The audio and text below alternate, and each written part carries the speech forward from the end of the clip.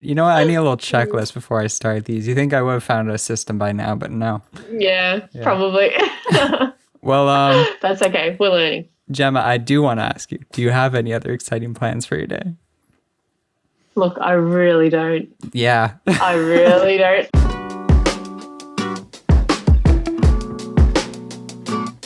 Hi, I'm Brad. Where are you calling from? I'm calling from Melbourne, Australia. Big Rapids, Michigan. Calling from Johannesburg, South Africa. And wherever you are, welcome to Blond Radio.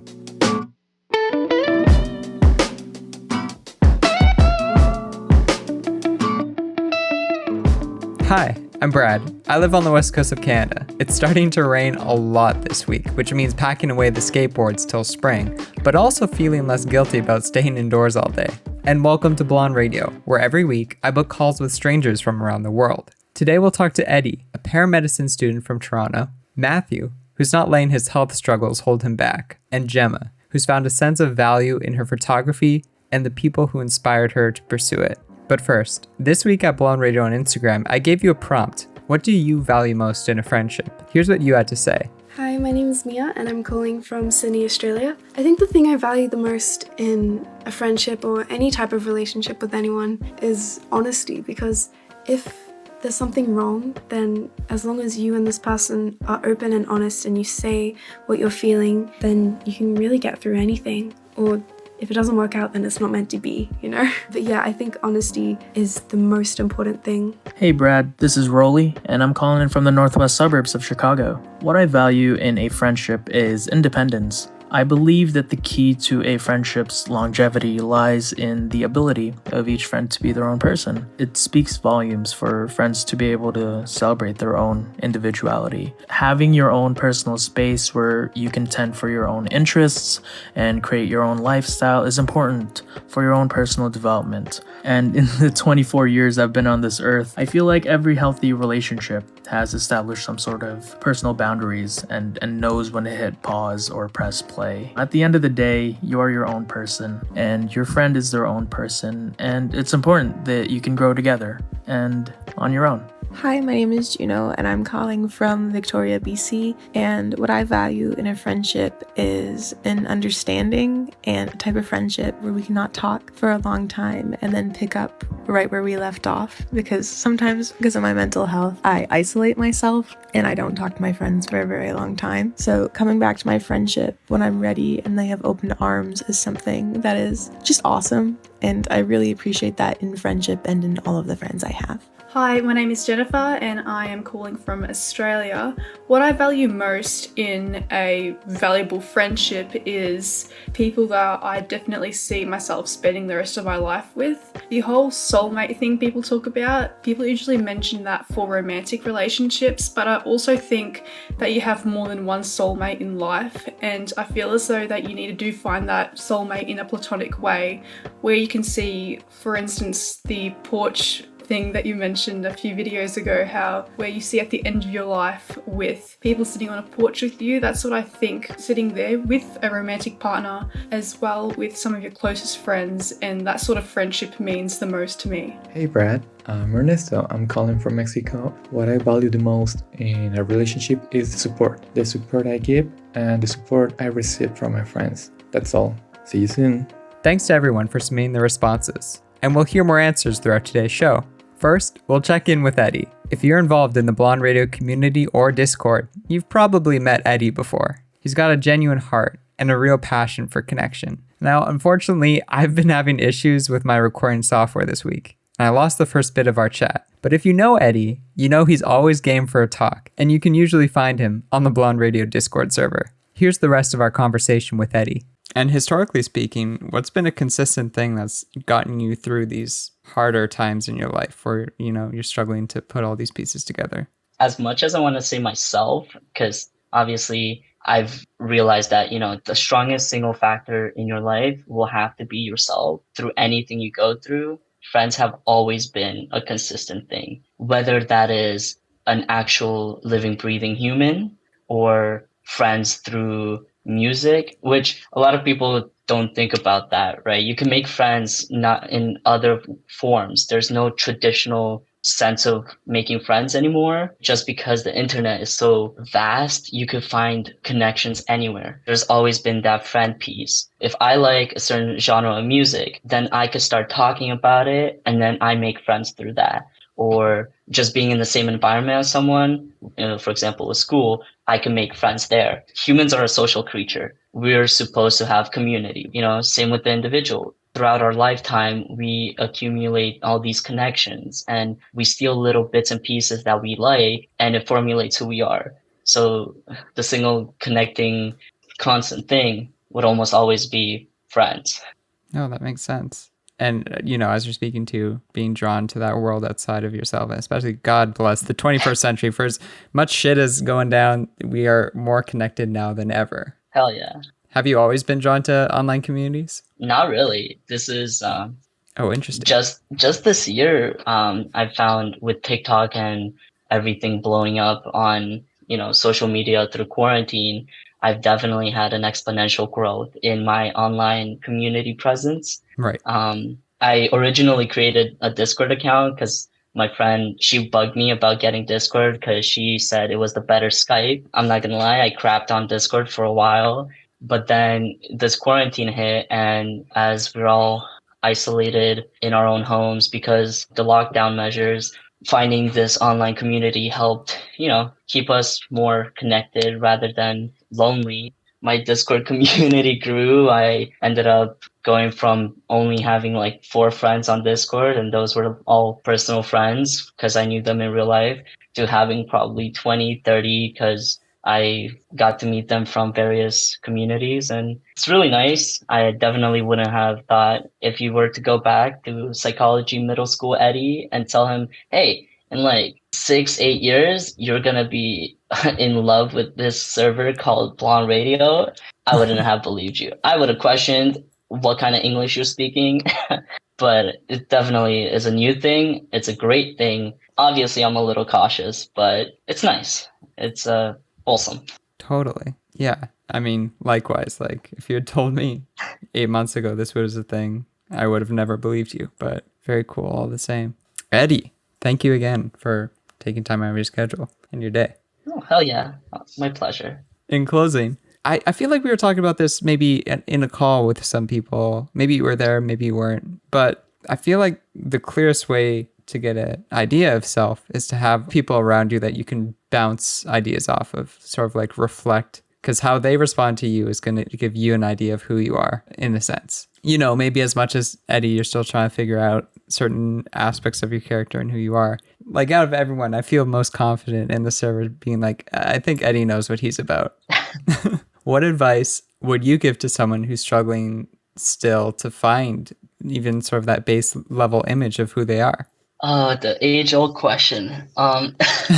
Well, with me, my journey and figuring out my shit, if you will, is that I know I don't know anything. And it's so freeing when you realize that sometimes nothing matters, right? Like you just gotta go with the flow, whatever that may be. Shit hits the fan all the time, stuff happens. And years ago, I'm sure I did some crazy dumb things that I would have regretted, but I mean, my memory is bad enough, so I don't remember it, right? But Right. It just goes to show it wasn't that major, right? And most of the time, it's a momentary thing, and you just gotta forgive yourself, right? Just say, you know what? It's okay. It happened. I know who I am because I normally don't do this, or, I know my strengths. That takes so much work, but it's so worth it when you can realize, even if your strength is, the best thing you could think of is, hey, I can fold the laundry. There you go. You know that you could fold the laundry. It doesn't have to be big. It doesn't have to be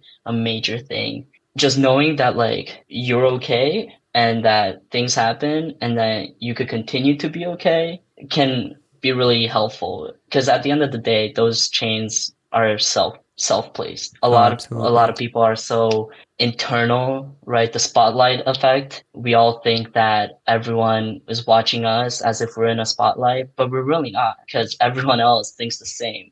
So I'm thinking everyone's watching me, but everyone else is thinking everyone is watching them. So at the end of the day, we're just really watching ourselves. And I'd also say just fake it till you make it. That's also been something that's helped me. Once again, if you start small, you say, today I'm okay. Not amazing, not the greatest, but okay.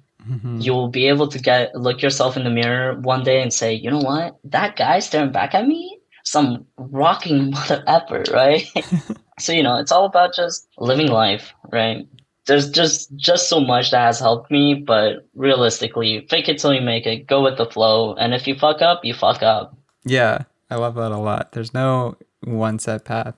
Living life is like the best way to figure it out. Yeah. There's so many adults that don't know what they're doing. I'm like, if that ain't true, I'm in my second year of my 4-year program, and there's so many people that are older and younger than me, and we're all in the same place. No one knows what the fuck we're doing because we're doing it, right? Absolutely. So try your best, really. Thank you, Eddie. That was beautiful. Thank you for contacting me. It's been fun. Absolutely. Can't wait. Talk to you later. Ciao. Good luck. Have fun.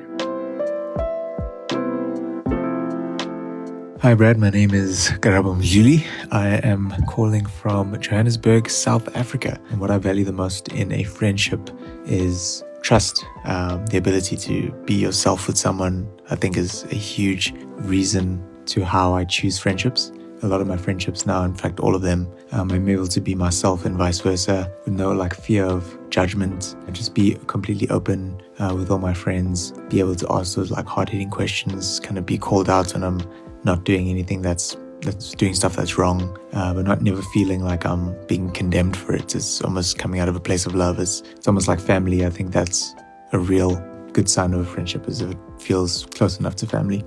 Hi, I'm Romeo from Stafford, Virginia. What I value in a friend is loyalty, vitality, and constant reassurance. I like knowing that they share the same love and respect that I express to them. Saying love you or calling them babe ironically are the small bits of a friendship that I live for, and in the end of the day, it always seems sort of wholesome.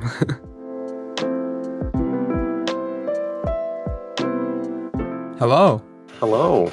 Nice to meet you. I'm Brad. I'm Matthew. How are you doing today? Doing good, Matthew. Great to hear your voice. How's your day going? Not too bad. Kind of a boring day. For real. And where are you calling from? Big Rapids, Michigan. Oh, hell yeah. Okay, yeah. That makes sense. And you're at Ferris State? Yep. Very cool. Well, first off the bat, I guess just sort of give me the pitch on you. Tell me who you are, what you do, and how you got to where you are today. So I'm currently at Ferris State, second year in the architecture program here. I graduated from a school just south of here, about 40 minutes. It's kind of been a rocky ride the past few years. Yeah. I swam for a good 13 years, and then my junior year of high school, my left lung collapsed. Mm-hmm. And then 2 months later, it collapsed again. It's been a weird few years, but I'm still rocking and surviving here. So For sure. And definitely walk me through that. I'm very uneducated. How does your left lung collapse? So how the doctor explained it to me, it's because I'm very tall. I grew really fast over the course of 1 year, and I'm really skinny. And I think what they said is my lung didn't keep up, and it just kind of, with the pressure of me being physical and swim and stuff, just kind of broke. Essentially, there was a pin-sized hole in it. Wow. And it deflated the top 30% of my lung in the middle of class. What was that like on the day? Definitely odd. I thought it was a heart attack, because I know that kind of runs in one side of my family a little bit. Oh, this must be what this is. It's time. Okay. It felt like an elephant was standing on my chest. Yeah. I couldn't breathe. It was a pain was moving up and around my shoulder to my back. And it was a bad few hours, because it happened second period, which was in the morning. And I did not get taken out of school because my parents both worked until sixth period, the last period of the day. Wow. So I went the entire day with pain and then went to the ER. And then within an hour, me being at the ER, I was x-rayed. And then within half an hour of that, I was taken to the hospital. And then another half hour, I had a chest tube in my left side. Very eventful day. I'd imagine. And where has it put you today? Are you in good health? I would say so. I know with all the COVID stuff, I kind of have to be careful because I can be affected by that pretty easily. I'm doing well. There are days where it's I have pain on my right side because that can now collapse. My left one can't anymore. It's weird. I mean, I'm alive right now, so I guess that's a good take from it. Yeah, we'll take what we can get. And yeah. I'm curious by what you said there. You come from a family of what sounds like heart disease. It's kind of a mix. So my dad and my mom both have diabetes. My mom was recently diagnosed 2 years ago. My dad's had it his entire life. And then on both sides, there's some cancer and strokes and various other health concerns that could affect me at some point, if at all, in my life. But just kind of take it day by day, honestly. Absolutely. And you said there, when initially you experienced this pain and you thought to yourself, your time has come. Is that something you think about, like your mortality? I mean, to be fair, I didn't really know what it was. I was For kind of sure. joking around. Honestly, my two friends at the time, they bullied me that entire day. They're giving me like a bunch of shit for it. And then they found out I was in the hospital. They're like, oh, God. But I mean, I would say if I were to die tomorrow, I lived as best of a life as I could have with what I was given. I mean, I guess it's kind of not a great thing to think about, but it is what it is, I guess. Well, what goes into that? How do you live every day to the fullest? Like without, God, it's such a, I don't think anyone wants to live with the intention of like, I'm going to die tomorrow or I will die tomorrow. But how do you, I mean, like. I don't live with the intention that I could. I just know like anything can happen, especially in today's world and Corona and all that. It's like tomorrow could be my last, or my last day could be 70, 80 years from now. It's like, you never know what's going to happen. So like love the ones that you have with you now and just enjoy your time here on Earth. I like that. Yeah. And who in your life would you say is that foundational support around you that, you are spending the most time with and appreciate the most? So right now, I guess for most people, it's like my parents and my brother as well. But while up at college, it's all the people in my program. Last year, we became really good friends, and I've got a few of them that I'm good friends with still. And we do homework together. We do pretty much everything together as best we can because of COVID. We can't go to different dorms and stuff, but I would have to say like the friends around me, my professors, my advisor, all that, because they help me keep me where I'm at and on the right track towards the right thing when I still have, after this year, I still have 4 years left of college. Damn. So it's like they keep me on the right track and know I have to do this to get this done and to kind of lay out my whole life for the next few years, at least until I graduate. I think it was like 2018, only did like a year-long program, but it was, the type of program where you have all your classes with all the same people. Yeah. And there's something different. There's something special about that. You're walking to classes together, you see each other, you eat lunch together. I think builds bonds way more than people give it credit for. Yeah, definitely. I know one of my friends is from New York, and he comes all the way to Michigan for school, and it's weird knowing someone from I do have friends from other states, but it's just, I don't think I ever would have met him if I didn't go this path that I'm on. And I'm so grateful that I met him because he's been such a great help in the past year and a half here. So it's been great. Yeah. That's awesome. In your Instagram bio, you have this, I love this so much. My comfort zone is uncomfy. Do tell. What does that mean? So that's actually a quote from Mark Maron, the comedian. And I just love that because I've kind of had anxiety for as long as I can remember. So I'm never in a comfort zone besides, I guess, right now, sitting at a computer with a keyboard in front of me and all this because I play video games like that. But I don't have, like, I guess, a comfort zone that I stick with, that I can stick with pretty easily, at least, because I'm always moving around. I'm going to class. And now with COVID, everything's going online. So it's trying to learn that. Right. Just there is a point to keep yourself grounded in a comfort zone that you enjoy. But for someone like me, I don't mind going in and out of that, not sitting into one place and just doing random stuff with people, almost sporadic type things. So, yeah. Totally. Matthew, I want to thank you again for taking time out of your day to speak with me. Yeah, thanks for having me. This has been really fun. Of course. In closing, your story, throughout all this, random lung collapses, battling with anxiety, goddamn COVID in 2020. Yeah, that's a whole other thing.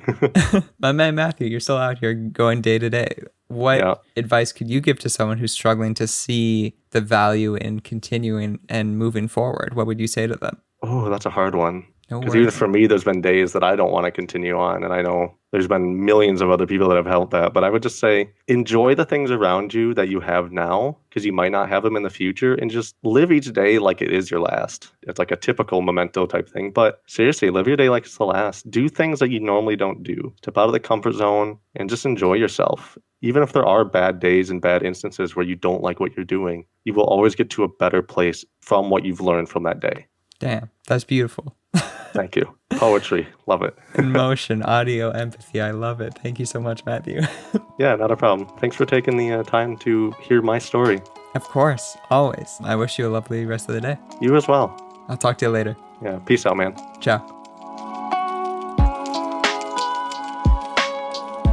Hey Brad, I'm Sofia. I'm calling from Caracas, Venezuela, and the thing I value most in a friendship is creativity. I love to surround myself with creative and spontaneous people because they inspire and encourage me every single day. Hey Brad, my name is Justin. I'm coming from Chicago, Illinois, and what I value in friendship is people being genuine, because most of the times that a lot of people just don't like being themselves around people, and I feel like really being open and really just being yourself is probably the best thing you want from someone, because a lot of times is that you open up yourself to these people and try to make sure these people are all right. However, they don't do the same thing or they hide something, you know what I mean? And a lot of times that I want my friends or whoever's going to be with me, I want them to at least know that I care for them. But if I can't get the same thing back, then why should I give you this privilege? You know, and a lot of times is that I just wonder why people just won't be as genuine as they used to be. You know, that's all it is for me. Hey Brad, I'm Ryan from Detroit, Michigan, and the thing I value most in a friendship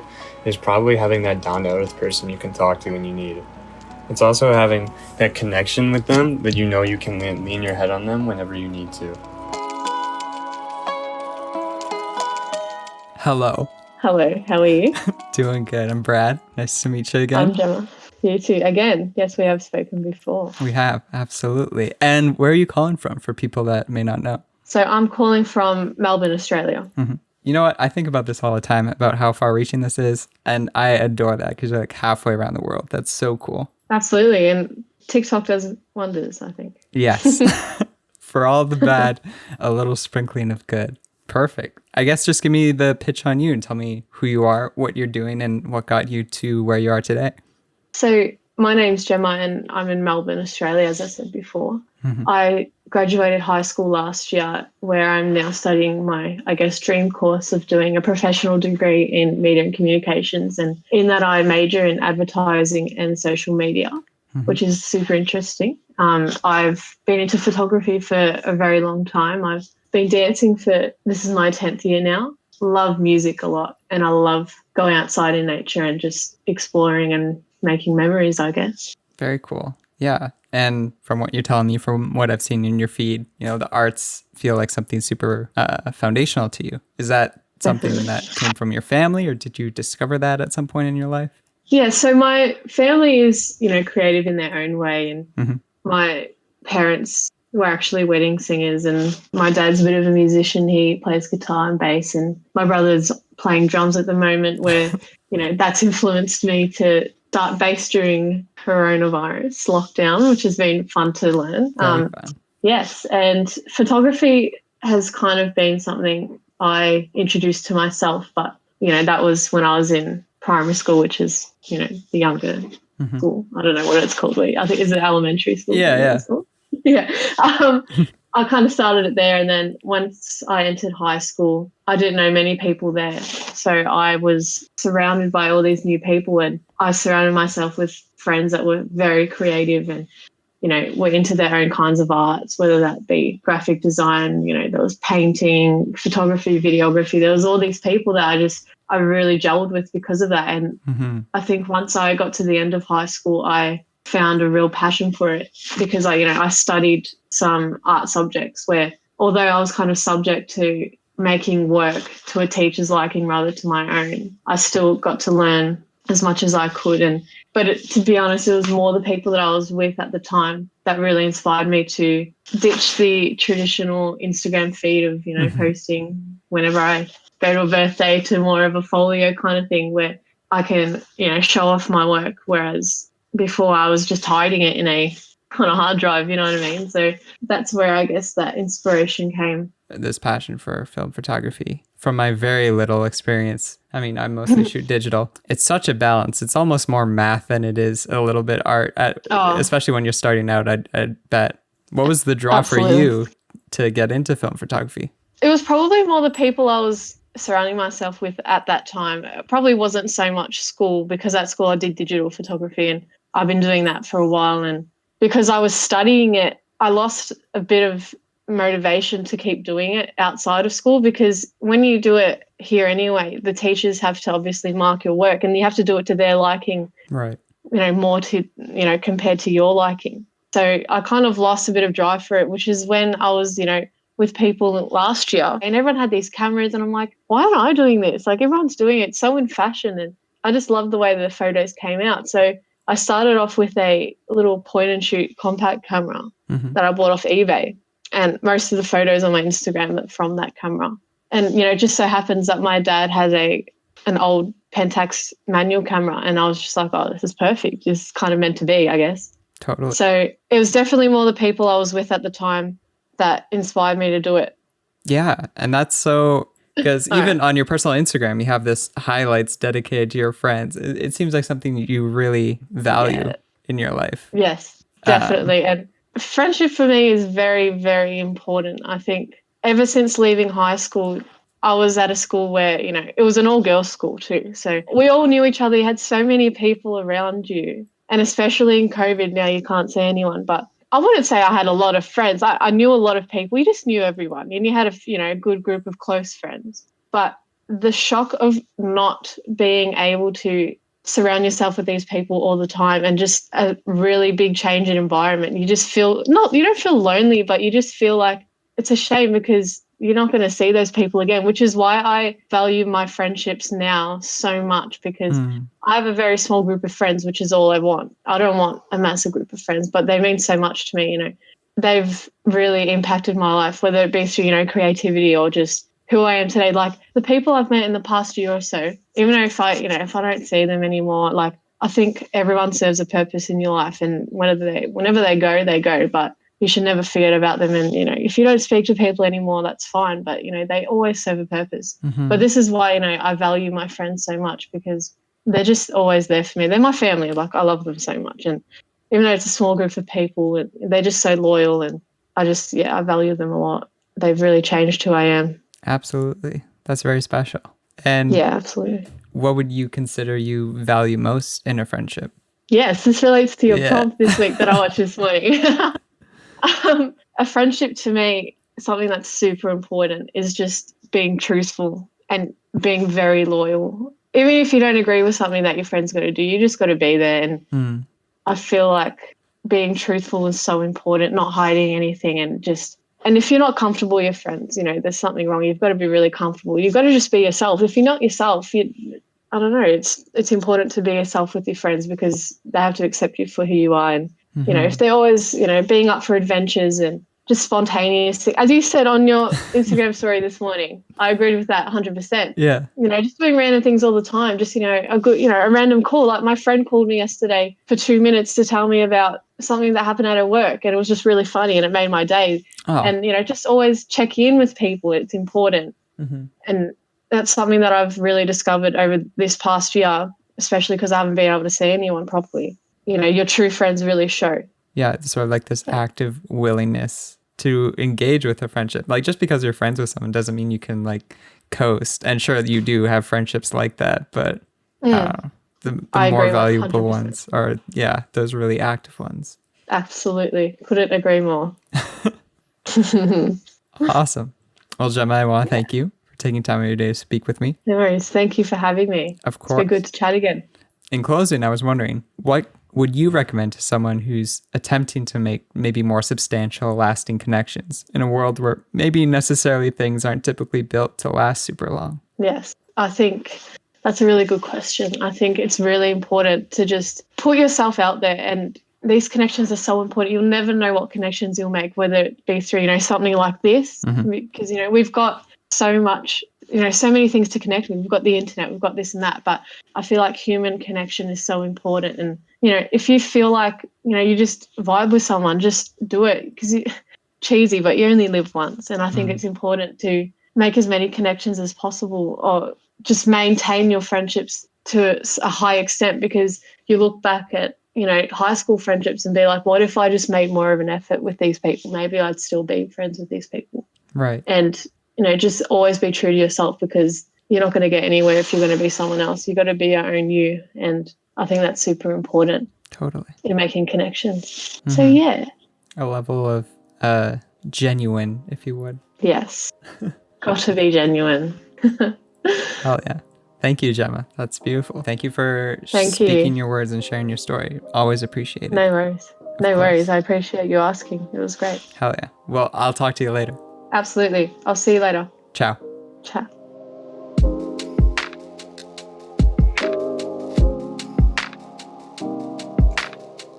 Special thanks to Eddie, Matthew, and Gemma for making this episode possible, as well as everyone who submitted a response to the prompt. Intro music provided by Wayfie, that's Wayfie, and accompanying tracks by Low Boil, that's Loboil, who can both be found on all major streaming platforms.